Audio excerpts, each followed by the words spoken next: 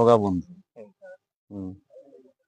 গতিকে তেওঁলোকে ৰাতি এনেই আগতে মদ পানী খায় নে নাই মই নাজানো, আৰু আমাৰ আগতো নাখায় কেতিয়াও।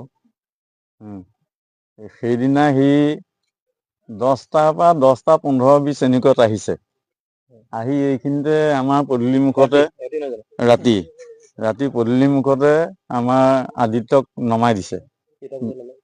10:15 এনেকুৱা হ'ব আৰু একদম ৰাতি, শনিবাৰে ৰাতি। তাৰপিছতে সি আকৌ ঘৰতো আমাৰ পৰা 200 মিটাৰ মানহে হ'ব নেকি, হয় নহয়? সেই 200 মিটাৰ মান হ'ব। সি কিন্তু ঘৰলৈ নগৈ এনেকে ঘূৰাইছে। ঘূৰাওতে তেতিয়া আদিত্যই কৈছে, কি হ'ল ঘৰলৈ নোযোৱা নি? বোলে মই নাযাওঁ, মামাৰ ঘৰৰ পৰা আহোঁ। মামাৰ ঘৰৰ পৰা আহোঁ বুলি কৈ সি গুচি গ'ল।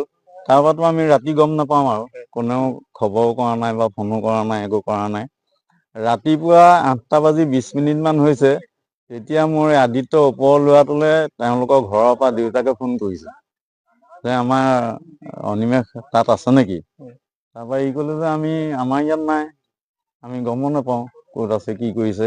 সুধিছিলে তেতিয়া, ক'ৰবাত আছে গম পোৱা নাই? বোলে গম নাপাওঁ। বোলে আমাৰ তাততো নাই।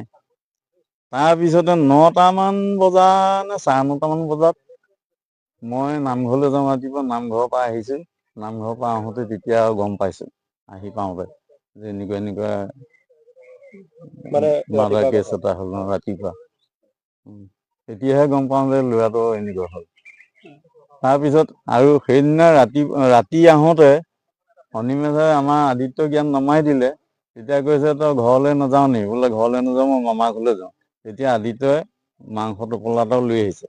আহি ঘৰত মাংস-চাংস বনাই ভাত পানী খাই শুই গ'ল। তাৰপিছত ওলাই যোৱা নাই?